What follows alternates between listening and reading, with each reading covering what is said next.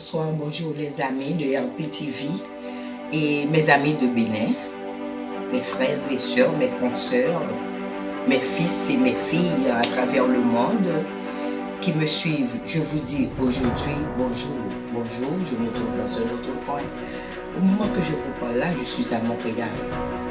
Je suis chez mon amie, Madame Kathleen Chalmaille, dans sa famille, où je suis accueillie et supportée. Donc on fait le parcours des supporters, c'est ça aussi. Elle est là, elle me supporte depuis près de 20 ans. Ce que je dois dire aujourd'hui, n'oublie pas la spiritualité. Quand je vois ici, il n'y a pas de soleil, tout est blanc. Et on sent que dans l'âme de ces gens, les Canadiens, surtout les Haïtiens qui vivent ici, on cherche une lueur de soleil qu'on ne peut pas trouver, c'est sûr. On voit combien le soleil est pour beaucoup pour nous. Comme dit, le soleil est notre âme. Partout où on est, on cherche un rayon de soleil. Là aussi, je le cherche. Mais quand même quand je ne vois pas le soleil, je vois le rayon, l'énergie. Nous autres, nous ne disons pas, nous prions pour des gens, mais nous vous envoyons de l'énergie. Partout où nous sommes, on peut transmettre l'énergie positive que nous avons.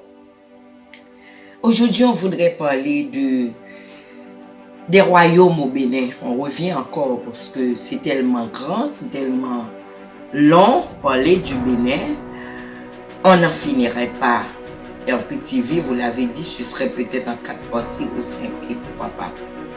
Les royaumes, c'est comme nos habitations de chez nous. Les royaumes, c'est de grands héritages qui ont été conquis de génération en génération. Et pour être roi de ce royaume, il faudrait un oracle, un divin qui doit décider. Comme on dit chez nous, un divinor. Un divin doit décider que c'est telle personne qui doit être roi. Et c'est irrévocable. Personne ne peut dire on va à sa place pour le prendre. Et on voit bien dans l'Ancien Testament, et Abraham, Jacob, et qu'ils appellent ou bien leur dernier fils, etc., pour avoir la passation. Donc la royauté aussi c'est sacré. Tout est sacré. Comme je vous dis bien, n'oubliez pas, tout ce qui est tradition devient sacré. Dans votre famille, s'il y avait une tradition, chaque année, on faisait telle célébration, où votre maman, quand elle se réveillait, avait un coin pour prier, ça devient une tradition. Ce coin-là devient sacré chez vous. Donc, essayez d'avoir chez vous un petit côté sacré. Et dans les royaumes, je me demandais pourquoi les rois, il y avait les femmes du roi. C'est bien organisé. Quand vous rentrez dans ce royaume, là, au Bénin, avant que le roi pénètre le village, il y a un membre qui est placé pour verser de l'eau sur le passage du roi.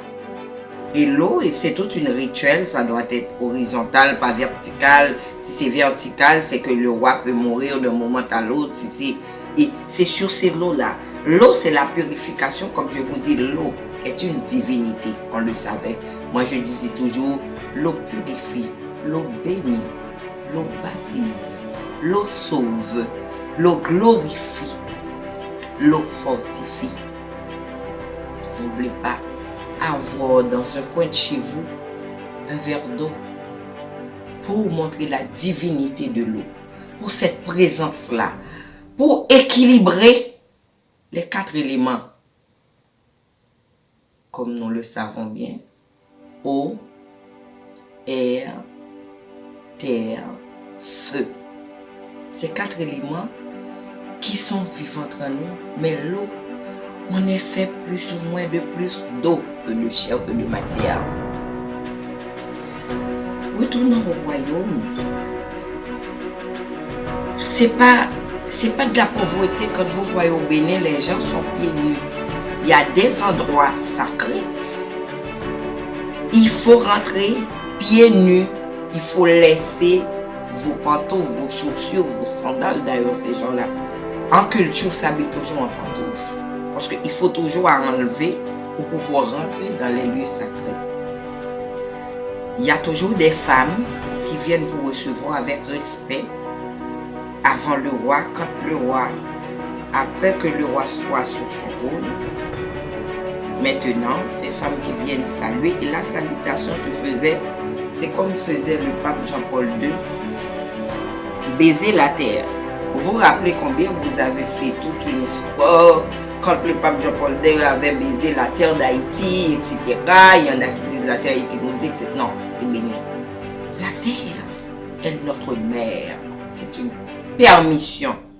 Alors, quand au Bénin, ces femmes-là, on salue la terre, on demande la permission. D'abord, avant de prendre la parole au roi.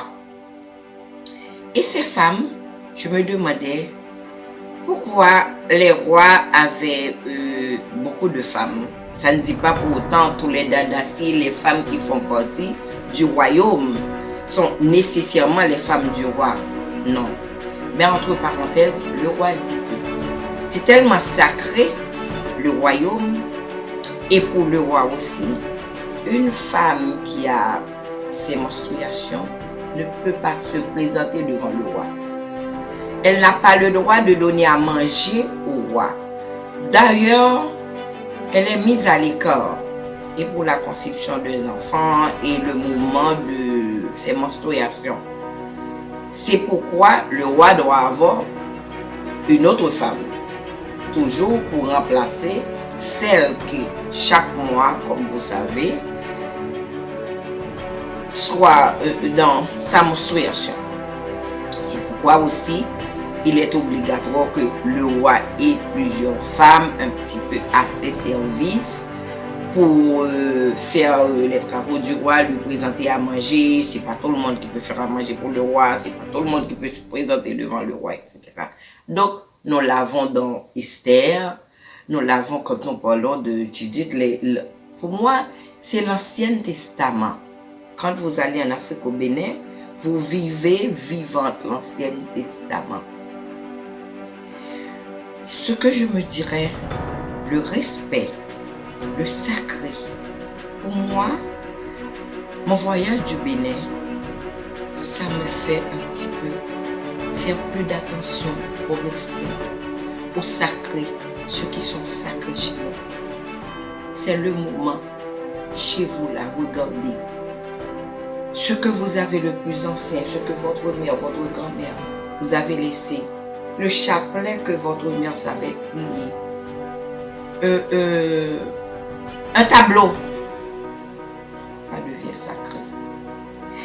Et le nom, la signature, comme on dit chez nous, des Béninois, c'est toujours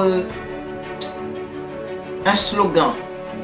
Par exemple, j'ai dit que la mort ne viendra pas devant ma porte.